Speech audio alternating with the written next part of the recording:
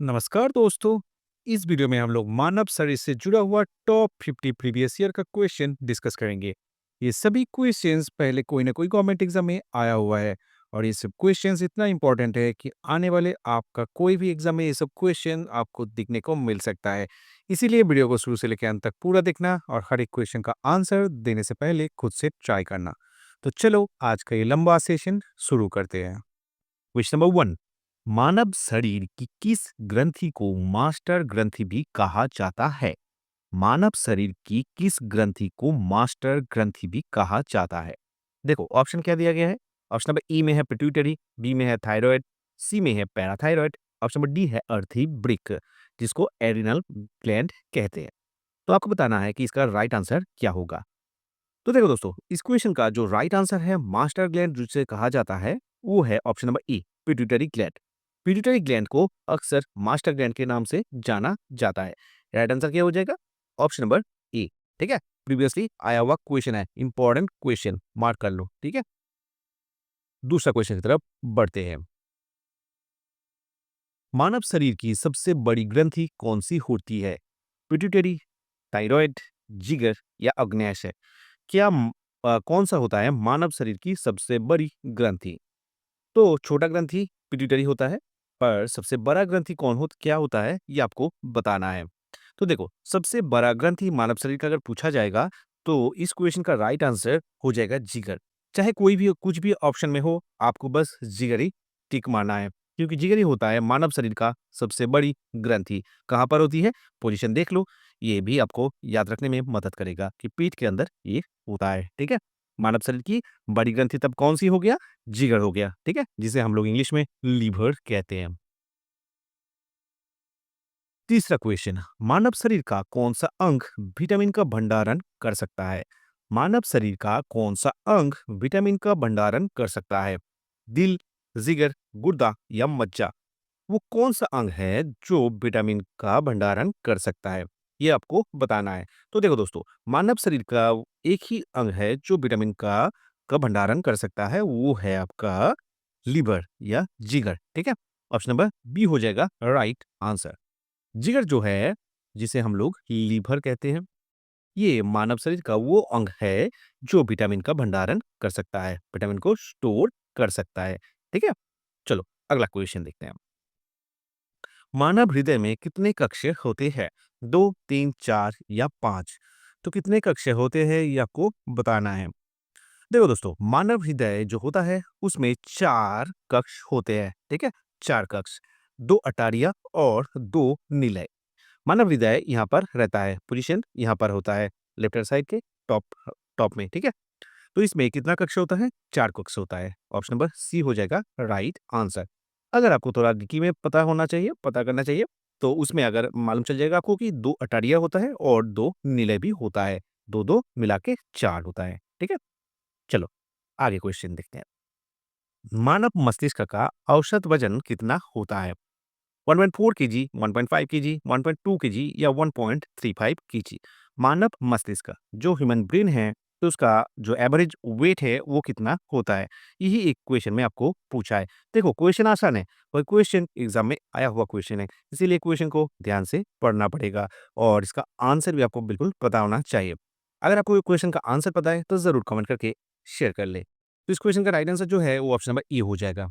Option number E, 1.4 KG. मानव मस्तिष्क जो होता है उसका जो औसत वजन है वो 1.3 से 1.45 केजी के बीच होता है, इसीलिए अप्रोक्सीमेटली हम लोग उसको 1.4 ही मानते हैं।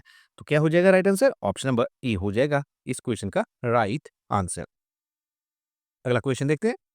हृदय प्रति मिनट कितनी बार धड़कता है? देखो इतना आसान क्वेश्चन है, पर ये एग्जाम में प्रीवियसली आया हुआ क्वेश्चन है, प्रीवियस ईयर का क्वेश्चन है ये। इतना आसान क्वेश्चन तो आपको बिल्कुल एग्जाम में छोड़ना नहीं है। अगर ऐसा क्वेश्चन आपसे छूट जाएगा तो एग्जाम में सिलेक्शन तो बहुत मुश्किल की बात हो जाएगा। तो इसका राइट आंसर क्या होगा? ऑप्शन नंबर ए में दिया हुआ है 80, बी में 120, सी में 72, डी में है 75। तो राइट आंसर क्या होगा? बताओ दोस्तों, इस क्वेश्चन का राइट आंसर क्या होगा? बहुत ही आसान सवाल है। तो इस क्वेश्चन का जो राइट आंसर है वो आपका हो जाएगा ऑप्शन नंबर सी 72। 72। मानव शरीर में जो हृदय होता है उसका जो धड़कने का स्पीड होता है वो होता है 72। Option number C. ठीक है? 72 बार दिल धड़कता है। कितने मिनट में? मतलब 60 सेकंड में दिल का धड़कने का नंबर कितना है? तो वो हो जाएगा 72 बार। दिल 72 बार धड़कता है। अगला क्वेश्चन देखते हैं। क्वेश्चन नंबर 7, मानव शरीर में पानी का औसत प्रतिशत कितना होता है? 50%, 60%, 70%, 80%। कितना प्रतिशत पानी होता है? देखो, अगर मानव शरीर का अगर मान लिया जाए किसी आदमी का वजन है कितना 50 किलो, तो उसका औसत उनमें से कितना प्रतिशत होता है पानी? तो ज़्यादातर हिस्सा जो है वो पानी ही होता है और इसका जो अप्रोक्सीमेटली परसेंटेज है वो होता है 60%। मतलब मानव शरीर 60% पानी से बना हुआ होता है, ठीक है? बाकी जो होता है वो हड्डियों होता है, मांस होता है और अदर चीज़ें होता है, ठीक है? तो इस क्वेश्चन का राइट आंसर क्या हो जाएगा? ऑप्शन नंबर बी, 7% लगभग पानी होता है। चलो आगे बढ़ते हैं।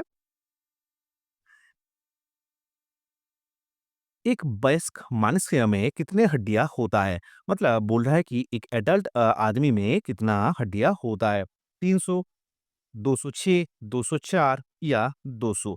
कितना हड्डियां होता है? बताओ क्या होगा राइट आंसर? जब बच्चा होता है उसकी हड्डियों का जो नंबर है वो अलग होता है, पर यहाँ पर हम लोग को पूछा है कि वयस्क जो आदमी है मनुष्य है उसमें कितना हड्डियां होता है? 300 है, 206 है, 204 है या 200 है? चार ऑप्शन आपको दिया गया है, राइट आंसर आपको बताना है। अगर आपको इस क्वेश्चन का आंसर पता है तो जरूर कमेंट करके शेयर करें। तो देखो, इस क्वेश्चन का right answer option number B हो जाएगा, 206। एक एडल्ट में वयस्क मनुष्य मनुष्य में कितना हड्डियां होता है? 206 हड्डियां होता है। तो इसका right answer option number B हो जाएगा, ठीक है? 206 हड्डियाँ होता है। ये ह्यूमन्स जो आपका स्केलेटन है, ये ऐसा दिखने को होता है, जो काफ़ी डरावना भी है ना? आगे बढ़ते हैं। एक नवजात शिशु में कितना हड्डियाँ होता है? ये जो वो क्वेश्चन है, जो पिछला वीडियो में मैं आपको हिंट दे दिया था। 206, 300, 500 या 600 कितना है, ये आपको बताना है। बताओ, कितना होता है? देखो एडल्ट में होता है कितना 206, तो ऑप्शन नंबर ए तो ऐसे ही एलिमिनेट हो गया। मैं वो वहां पर ये भी हिंट आपको दे दिया था कि इससे ज्यादा होता है, तो इसका राइट आंसर जो है ऑप्शन नंबर बी हो जाएगा, 300। एक बच्चे में 300 हड्डियां लगभग होता है, ठीक है? कितना हड्डियां होता है? 300। ऑप्शन नंबर बी हो जाएगा राइट आंसर। आगे बढ़ते हैं। क्वेश्चन नंबर 10, मनुष्य खोपड़ी में हड्डियों की कुल संख्या कितनी होती है? मानव का मनुष्य का जो खोपड़ी होता है वो खोपड़ियों में कितना हड्डियां होता है? अब बताओ, ये क्वेश्चन और भी डिफिकल्ट हो गया। दिखने में आसान है पर इसका एक्चुअल नंबर जो है वो एक नंबर है, इसीलिए क्वेश्चन डिफिकल्ट है ना? अगर आपको पता है तो आपका प्रिपरेशन का लेवल बहुत ही अच्छा है दोस्तों। इसका राइट आंसर जो है वो ऑप्शन नंबर ए हो जाएगा, 29। 29 हड्डियां होता है। मानव खपड़ी में कितना हड्डियां होता है? तो 29 होता है राइट आंसर। 29 हड्डियां होता है मानव मस्तिष्क का, जो ये है आपका स्कल है, खोपड़ी है, ये खोपड़ी में 29 हड्डियां होती है, ठीक है? आगे बढ़ते हैं। क्वेश्चन नंबर 11, मानव शरीर में रक्त की कुल मात्रा कितनी होती है? 6 लीटर, 5 लीटर, 4 लीटर या 7 लीटर? तो कितना जो रक्त की मात्रा है वो कितना है, ये आपको बताना है। बताओ, क्या वो राइट आंसर? कितना ब्लड जो है ह्यूमन बॉडी में वो उसका जो परिमाण है, अमाउंट है, वो कितना होता है मानव शरीर में रक्त की कुल मात्रा?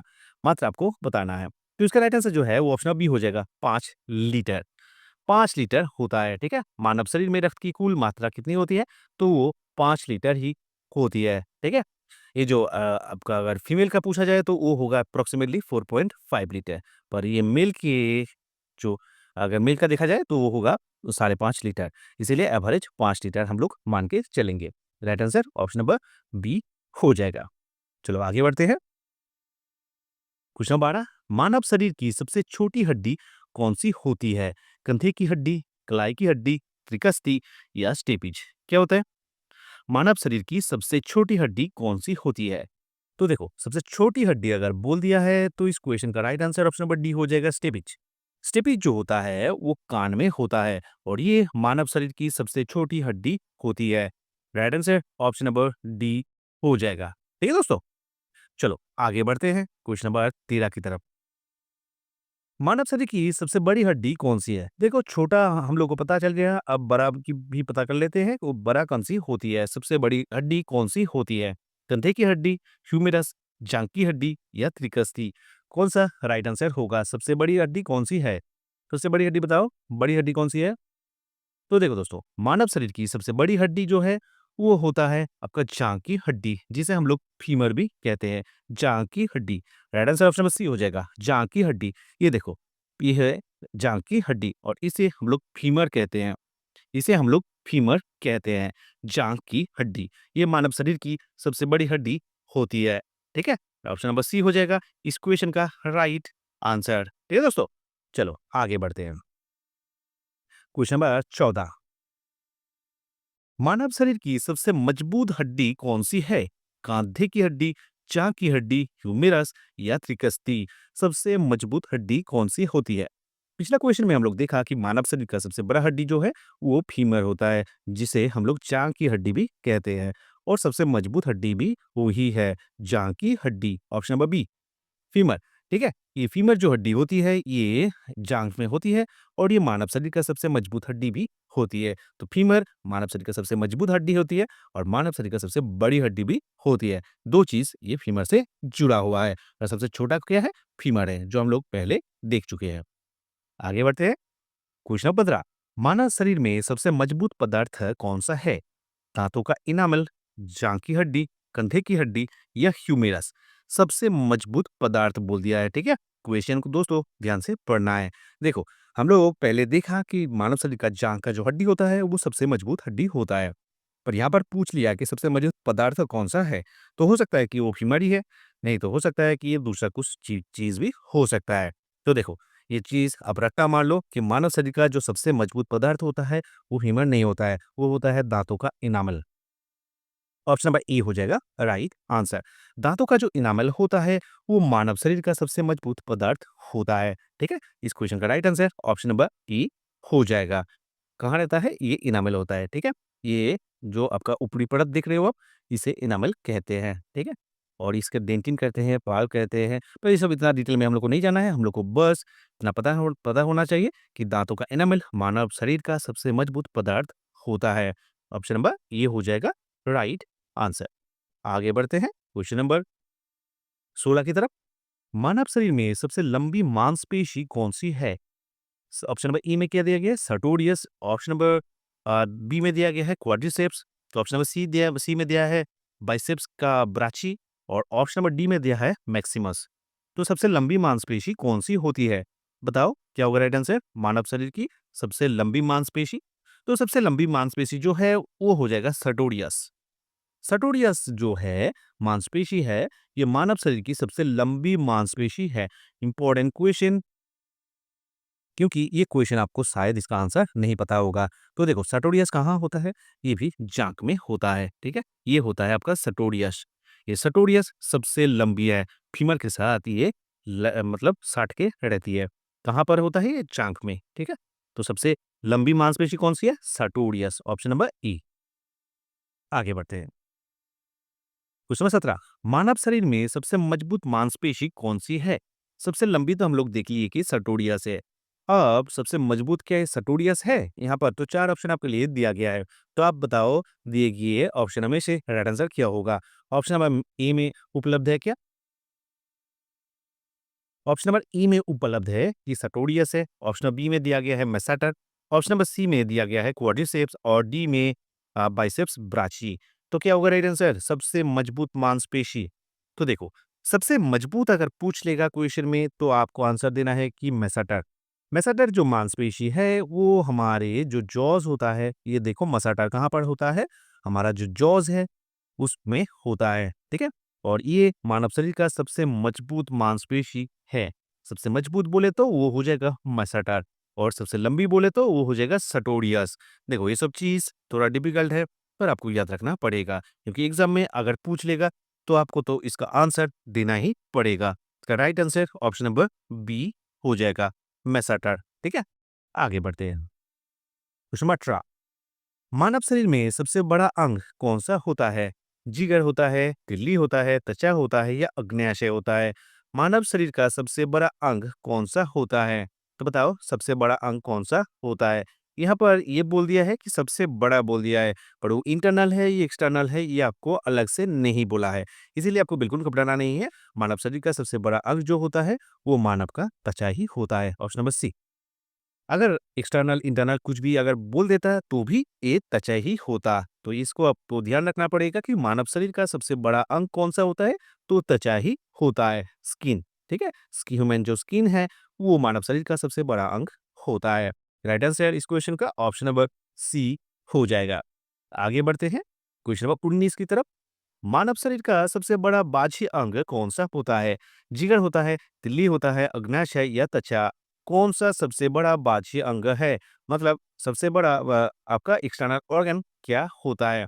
तो एक्सटर्नल बाह्य अंग बोल दिया है तो क्वेश्चन तो आसानी हो गया, क्योंकि अब तक आपको इस क्वेश्चन का आंसर पता चल ही गया। Right answer option number D हो जाएगा, त्वचा। त्वचा जो होता है, स्किन जो होता है, वो मानव शरीर का सबसे बड़ा बाह्य अंग होता है। ठीक है, right answer option number D हो जाएगा। और एक क्वेश्चन है, शायद वो आगे ही आ जाएगा। चलो आ गया। मानव शरीर का सबसे बड़ा आंतरिक अंग कौन सा है? अब इस क्वेश्चन का आंसर अगर आप त्वचा कर दिए तो गलत हो जाएगा, क्योंकि इसका आंसर कुछ दूसरा है। तो बताओ, त्वचा तो नहीं होगा। तीन ऑप्शन बचा आपके लिए, जिगर बचा, अग्न्याशय या तिल्ली। बताओ राइट आंसर क्या होगा? अगर देखो, इंपॉर्टेंट क्वेश्चन है, अगर इसका आंसर आपको पता है तो आपका प्रिपरेशन का लेवल अच्छा है, ठीक है? अगर नहीं पता है तो कोई बात नहीं, हम लोग हैं ना आपके साथ। तो इसका राइट आंसर जो है, ऑप्शन नंबर ए हो जाएगा, जिगर, लीवर। लीवर जो है ये मानव शरीर का सबसे बड़ा आंतरिक अंग है। सबसे बड़ा आंतरिक अंग क्या है? Option number A, liver. Liver जो है वो मानव शरीर का सबसे बड़ा आंतरिक अंग है। आगे बढ़ते हैं क्वेश्चन नंबर 21 की तरफ। लाल रक्त कोशिकाओं का जीवन काल कितना होता है? 150 दिन, 10 दिन, 7 दिन या 120 दिन? एक्चुअल क्वेश्चन है, सीधा डेटा पूछ लिया है कि मानव शरीर का जो लाल रक्त कोशिका होता है उसका जीवन काल कितना होता है। तो इसका राइट आंसर जो है क्या होगा? ऑप्शन नंबर डी हो जाएगा, 120 दिन। लाल रक्त कोशिकाओं का एवरेज जो लाइफ है, सेल्फ लाइफ है, वो 120 दिन होता है। 120 दिन तक ये जीवित रहता है। RBC, red blood cells. ठीक है, आगे बढ़ते हैं 22 की तरफ। पाचन के बाद प्रोटीन किस में परिवर्तित हो जाता है? लिपिड में, पेप्टाइड में, स्टार्च, एमिनो अम्लों, किस में परिवर्तित हो जाता है? मतलब प्रोटीन जो हम लोग खाते हैं तो वो पाचन के बाद किस में परिवर्तित हो जाता है? तो देखो दोस्तों, इस क्वेश्चन का जो राइट आंसर है वो अमीनो अम्ल हो जाएगा, ऑप्शन नंबर डी। अमीनो अम्ल वो होता है जो प्रोटीन का, आपका प्रोटीन उसमें परिवर्तित हो जाता है। ठीक है, उसको डाइजेशन के बाद प्रोटीन इसमें बदल जाती है तो अमीनो अम्ल में बदल जाती है। Question number 23। पेसमेकर उपकरण किस मानव अंग से जुड़ा हुआ होता है? गुर्दा, दिल, आंखें या फेफड़ा? आसान क्वेश्चन है। पेसमेकर जो है वो हमारे जो हार्ट होता है, हमारा दिल जो होता है उसके साथ जुड़ा हुआ होता है। ये क्या करता है? एक्सटर्नली जो हमारा हार्ट का काम है वो काम करता है। एक एक्सटर्नल एक इक्विपमेंट है जिसे अलग से इंस्टॉल किया जाता है बॉडी में। तो पेसमेकर किससे जुड़ा हुआ होता है? तो दिल से, हार्ट से जुड़ा हुआ होता है। तो ऑप्शन नंबर बी हो जाएगा इस क्वेश्चन का राइट आंसर। अगला क्वेश्चन की तरफ बढ़ते हैं। Question number 24। कौन सा ऊतक हड्डियों और मांसपेशियों को जोड़ता है? तो बताना है कि कौन सा ऊतक है जो हड्डियों और मांसपेशियों को जोड़ता है। एक्शन, पट्टा, बंधन या डेंड्रन? तो कौन सा ऊतक है? तो देखो दोस्तों, हड्डियों और मांसपेशियों को जोड़ने का काम जो है वो पट्टे का है, tendon. Option number B is the right answer. Tendon जो होता है उसका काम क्या है? हड्डियों और मांसपेशियों को जोड़ना। ठीक है, ये हड्डी है, ये मांसपेशियों पेशी है। ठीक है, और टेंडन का काम क्या है? इन दोनों को जोड़ना, हड्डियों और मांसपेशियों को जोड़ना। तो इस क्वेश्चन का right answer option number B हो जाएगा।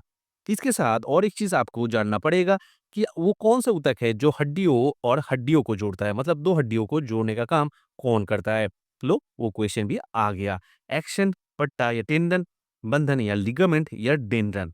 तो एक चीज तो आपको पता ही चल ही गया होगा कि पट्टा जो है वो हड्डियों को मांसपेशियों के साथ जोड़ता है। तो बताओ, वो कौन सा ऊतक है जो हड्डियों को हड्डियों से जोड़ता है? तो जो है वो है ऑप्शन नंबर सी, बंधन। बंधन या लिगामेंट? लिगामेंट का काम क्या है? लिगामेंट का काम है हड्डियों को हड्डियों से जोड़ना। ठीक है, मतलब एक हड्डी हड्डी के साथ दूसरा हड्डी को जोड़ने का काम जो है वो किसका है? तो वो लिगामेंट का है। Question number 26। किस वर्णक की उपस्थिति के कारण रक्त का रंग लाल होता है? रक्त जो लाल होता है ये तो हम लोग को पता है, पर ये किस वर्णक की उपस्थिति के कारण होता है, ये क्वेश्चन में पूछा है। देखो, इंपॉर्टेंट क्वेश्चन है। हीमोग्लोबिन है, हीमोसाइनिन है, टेनिन है या थायमिन है? वो कौन सा वर्णक है ये आपको बताना है। तो देखो, आसान क्वेश्चन है पर ये क्वेश्चन इंपॉर्टेंट है। इस क्वेश्चन का राइट आंसर जो है वो ऑप्शन नंबर ए हो जाएगा, हीमोग्लोबिन। हीमोग्लोबिन वो रंजक है जिसके आपका वर्णक है जिसका उपस्थिति के कारण रक्त का रंग लाल होता है। ठीक है? तो इस क्वेश्चन का राइट आंसर क्या हो जाएगा? ऑप्शन नंबर ए हो जाएगा। इंपॉर्टेंट क्वेश्चन, आसान है पर इंपॉर्टेंट है। आगे देखते हैं। क्वेश्चन नंबर 27, मनुष्य के रक्त में कौन सी धातु होती है? जस्ता होता है, लोहा, मैग्नीशियम या सीसा? कौन सा धातु मानव रक्त में होता है? इंपॉर्टेंट क्वेश्चन, पर ये भी आसान ही क्वेश्चन है ना?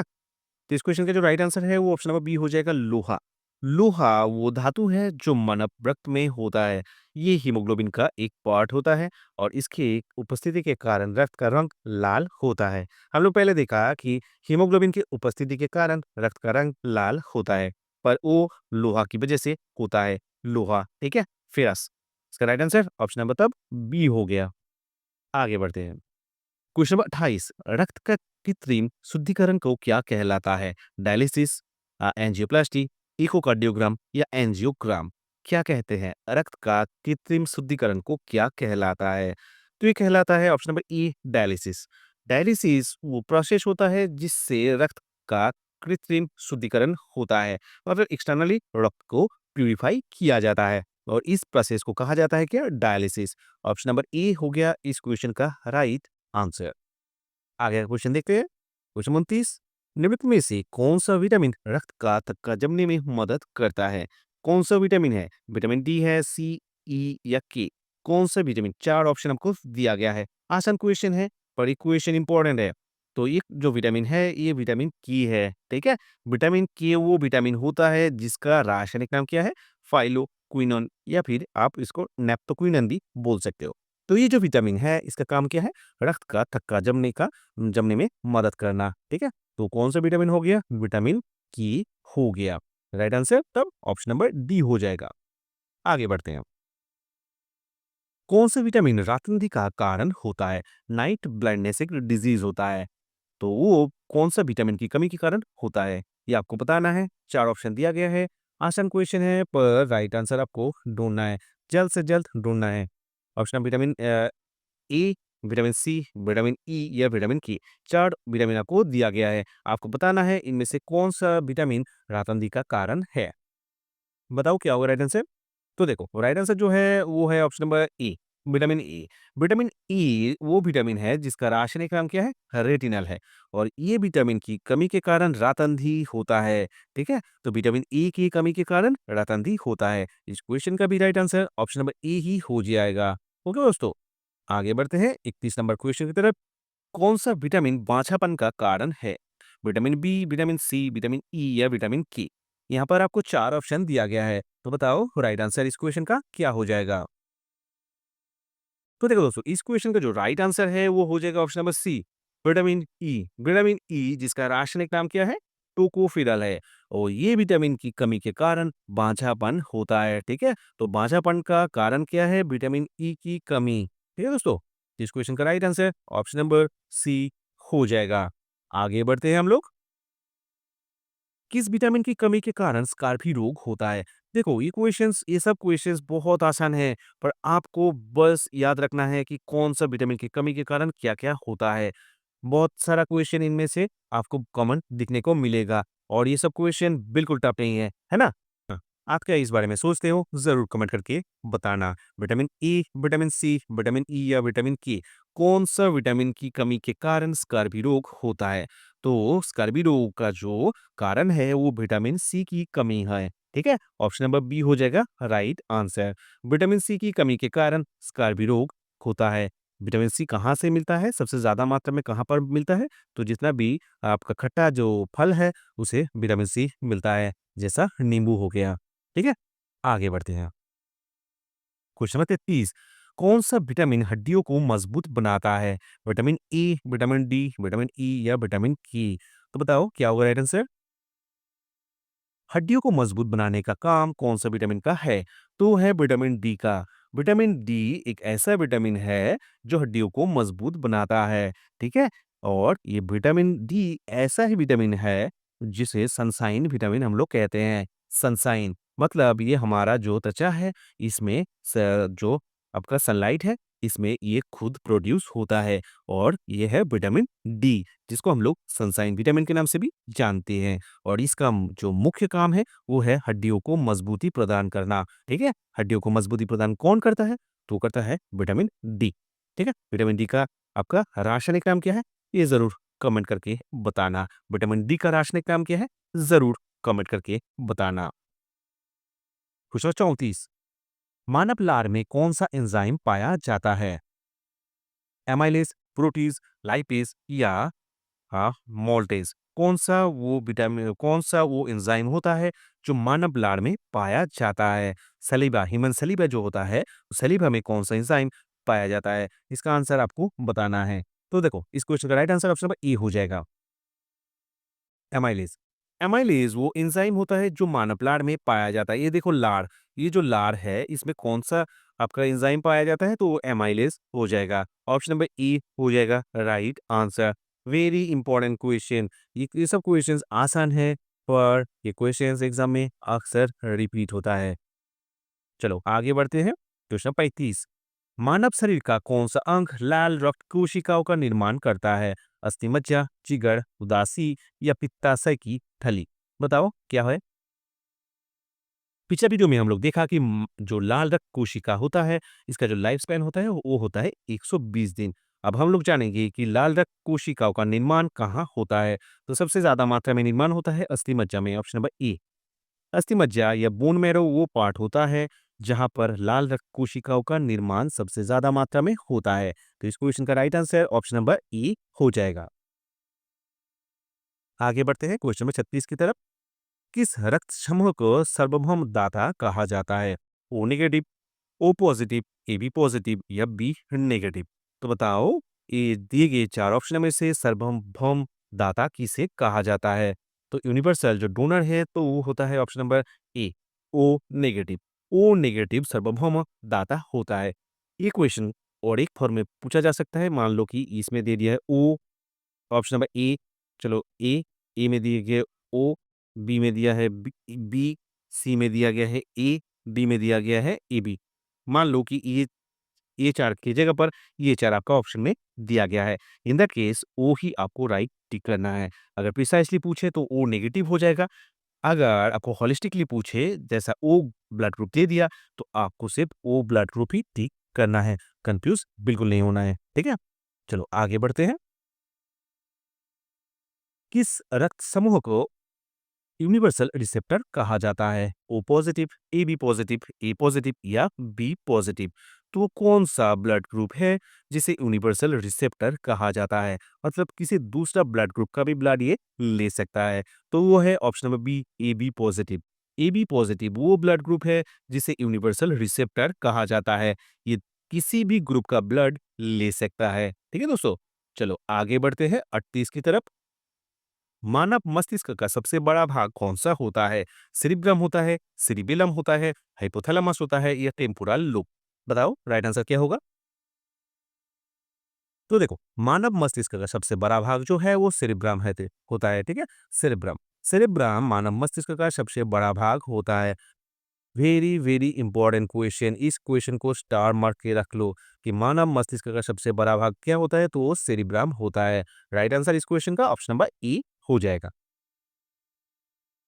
क्वेश्चन नंबर 39, किडनी की कार्यात्मक इकाई क्या है? ग्रेना है, निफ्रॉन है, न्यूरॉन है या स्टोमाटा है? क्या होगा राइट आंसर 39 नंबर क्वेश्चन का? किडनी का कार्यात्मक इकाई क्या है? तो किडनी का कार्यात्मक इकाई जो है वो नेफ्रॉन हो जाएगा। ऑप्शन नंबर बी, नेफ्रॉन वो चीज है जो किडनी की एक आपका कार्यात्मक इकाई है। ठीक है, right answer option number B हो जाएगा। तब क्वेश्चन नंबर 39 का राइट आंसर क्या हो जाएगा? Option number B, nephron. Question number 40, हृदय का आवरण को क्या कहलाता है? पेरिकार्डियम, प्लूरा, मेनिंजेस या अधिचालक? अधिचेतक, अधिचेतक क्या होगा राइट आंसर?